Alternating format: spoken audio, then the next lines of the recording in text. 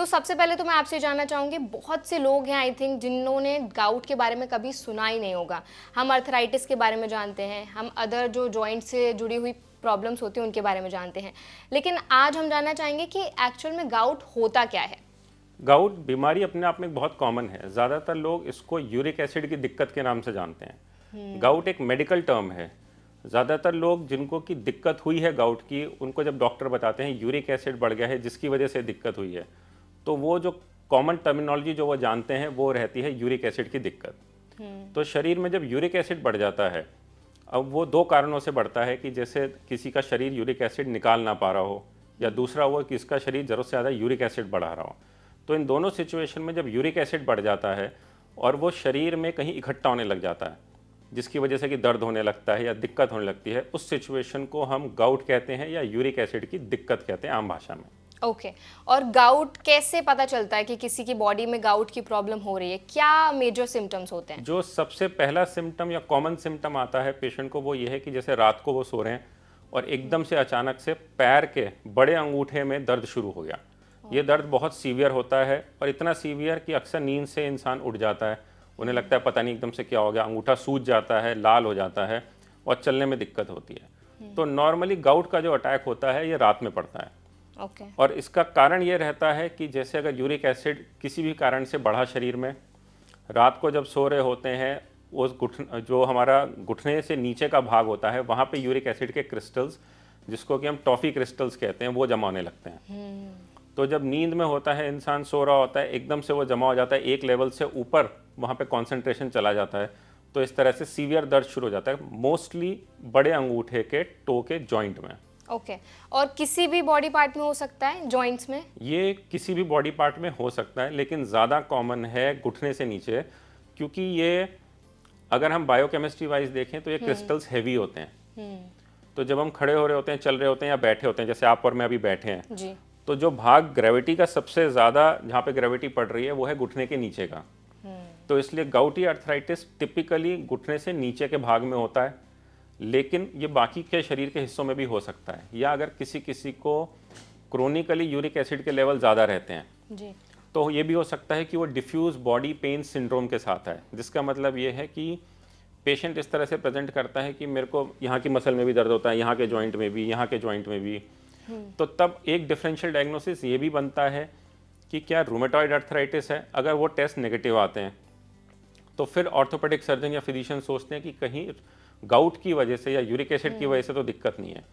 तो जब हम चेक कराते हैं तो कितनी बार पेशेंट्स को डिफ्यूज पेन हो रहे होते हैं लेकिन यूरिक एसिड बढ़ा हुआ आता है। Okay, so basically it's a type of arthritis only. Yes, we can say it's a type of arthritis, लेकिन जैसे अर्थराइटिस होता है, जब हम टर्म यूज करते हैं अर्थराइटिस, उसका मतलब है कि जोड़ों का खराब होना। लेकिन हर पेशेंट जिसका यूरिक एसिड बढ़ा है उसके जोड़ खराब हो हमेशा नहीं होता। और ज़्यादातर कंडीशन में तो पेशेंट को जैसे अगर पहली बार अर्थराइटिस इसका गाउट का दर्द हुआ, तो जैसे वो पेशेंट डॉक्टर के पास जाता है, डॉक्टर उनको देखेंगे, बताएंगे ठीक है आपको मेरी तरफ से ये 5 चीज़ों का ध्यान रखना है ताकि ये दोबारा आपको ना हो। उस सिचुएशन में ज़्यादातर पेशेंट्स जो कि अवेयर हैं, हेल्थ कॉन्शियस हैं, वो उन 4 या 5 चीज़ों का ध्यान रखते हैं ताकि दोबारा इस तरह से उनको दर्द ना हो। तो जो पेशेंट्स ध्यान रख लेते हैं, बार बार यूरिक एसिड नहीं बढ़ने देते हैं, उन लोगों की स्थिति फ्रैंक अर्थराइटिस तक नहीं पहुंचती। ओके। लेकिन अगर कोई इग्नोरेंट है हेल्थ के लिए, या किसी सिचुएशन में यूरिक एसिड का बढ़ना हम रोक ही नहीं पा रहे, जैसे अगर कोई कैंसर की ड्रग्स पे है या किसी के किडनी में प्रॉब्लम है, तो यूरिक एसिड एक लेवल से ऊपर रहता ही रहता है। हम बहुत स्ट्रॉन्ग दवाइयाँ देंगे तो भी ऊपर की तरफ ही रहता है। उन सिचुएशंस में ये हो सकता है कि पेशेंट कुछ सालों बाद फ्रैंक गाउटी अर्थराइटिस लेके प्रेजेंट करे, जिसका मतलब ये है कि यूरिक एसिड क्रिस्टल्स की वजह से जोड़ ही खराब होने अब शुरू हो गए। ओके। तो तब उसको हम फ्रैंक अर्थराइटिस कहते हैं। ठीक है डॉक्टर, अभी आपने बताया क्या सिम्टम्स होते हैं, अब हम जानते हैं कि इसके कॉजेस क्या हो सकते हैं, मेनली किन कारणों की वजह से गाउट की प्रॉब्लम्स होती हैं? जी, नॉर्मली अगर हम ब्रॉडली देखें तो 2 कारण होते हैं। एक Okay. तो वो कि शरीर यूरिक एसिड ज़रूरत से ज़्यादा बना रहा है, या शरीर यूरिक एसिड को निकाल नहीं पा रहा है। अब जो इसमें प्रेसिपिटेटिंग फैक्टर होते हैं वो नॉर्मली ये होते हैं कि जैसे अगर कोई पेशेंट है जो पानी कम पी रहा है या बॉडी में हाइड्रेशन की कमी है, यूरिक एसिड निकल नहीं पा रहा है यूरिन से, तो वो एक बड़ा कॉमन कारण है। ये खास तौर से उन लोगों में मिलता है जैसे कि जो किसी एपिसोड की वजह से पानी कम पी रहे हों, जैसे घूमने चले गए दोस्तों के साथ कहीं ठंडी जगह, वहाँ पानी कम पी रहे हैं, या कोई ऐसी जगह चला गया जहाँ पे कि धूप बहुत ज़्यादा है, डिहाइड्रेशन हो रहा है, वहाँ पे भी पानी जितना पीना चाहिए उतना नहीं पी रहे, तो बॉडी में यूरिन कम निकलता है, जिसकी वजह से यूरिक एसिड बॉडी में जमा हो जाता है। तो सबसे कॉमन कारण है अगर हाइड्रेशन प्रॉपर नहीं है। ओके। दूसरा ये रहता है कि रेड मीट जो होता है, जो लोग रेड मीट खाते हैं जैसे बीफ हो गया, उन लोगों में यूरिक एसिड बढ़ने के चांसेस होते हैं। अगर हम ओवरऑल भी देखें तो नॉन वेजिटेरियंस में यूरिक एसिड बढ़ने के चांसेस ज़्यादा होते हैं।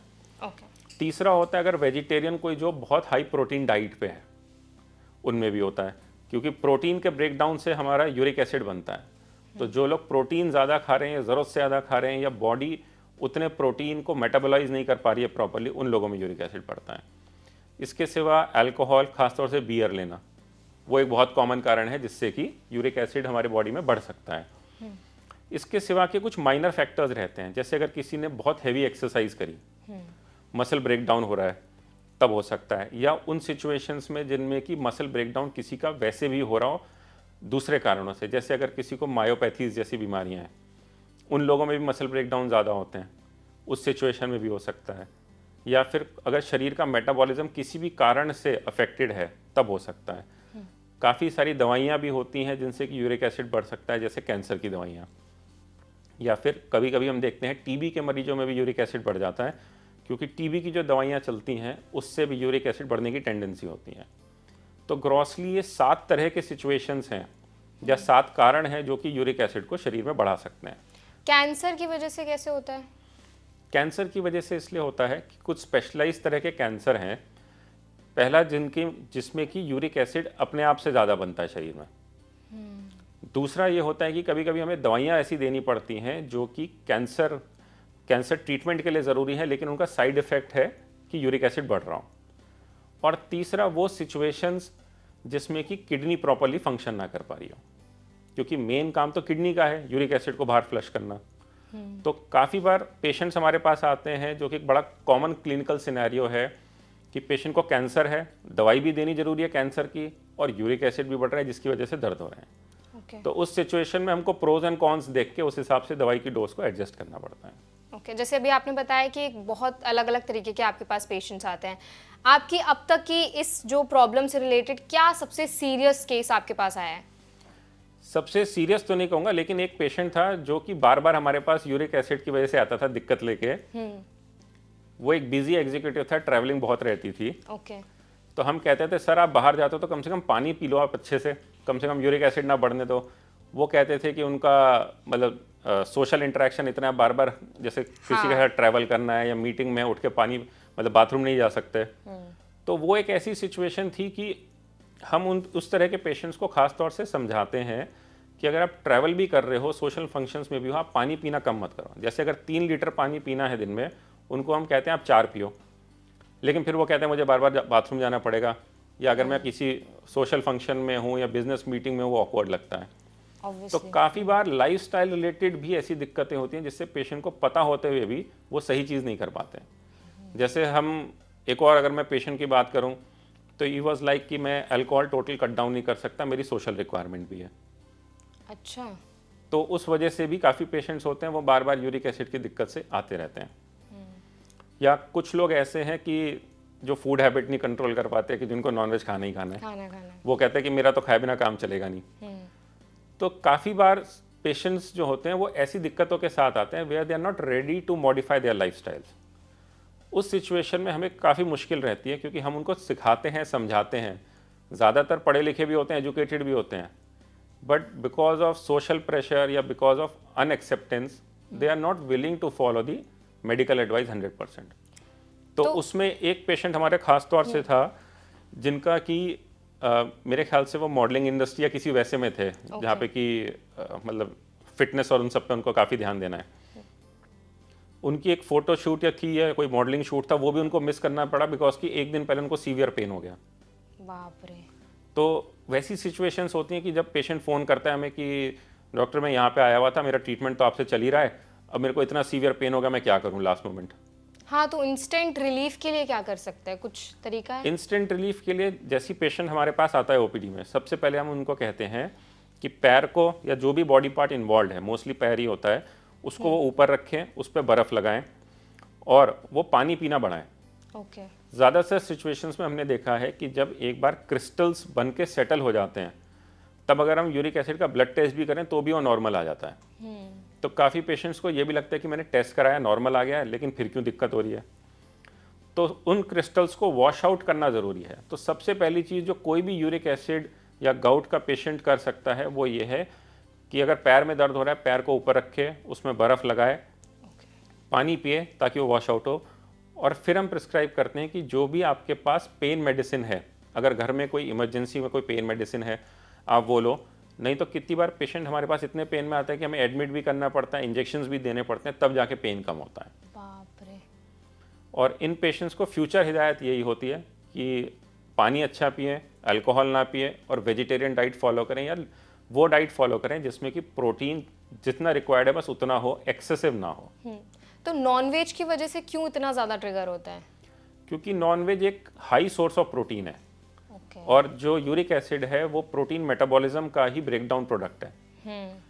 तो वो सिचुएशंस में जहाँ शरीर इफेक्टिवली उसको वॉश आउट नहीं कर पा रहा है, उस सिचुएशन में अगर हम नॉनवेज खाएंगे ज़्यादा या फिर हाई प्रोटीन डाइट खाएंगे ज़्यादा, तो ऑलरेडी एक तो शरीर की क्षमता कम है ब्रेक डाउन करने की, और दूसरा अगर शरीर ब्रेक डाउन नहीं कर पा रहा, हम ऊपर से और प्रोटीन दे रहे हैं, तो इनवेरिएबली उस पेशेंट को काफ़ी चांसेस हैं कि यूरिक एसिड बढ़ जाएगा और इस तरह से अर्थराइटिस फ्लेयर अप हो जाएगा। Flare up.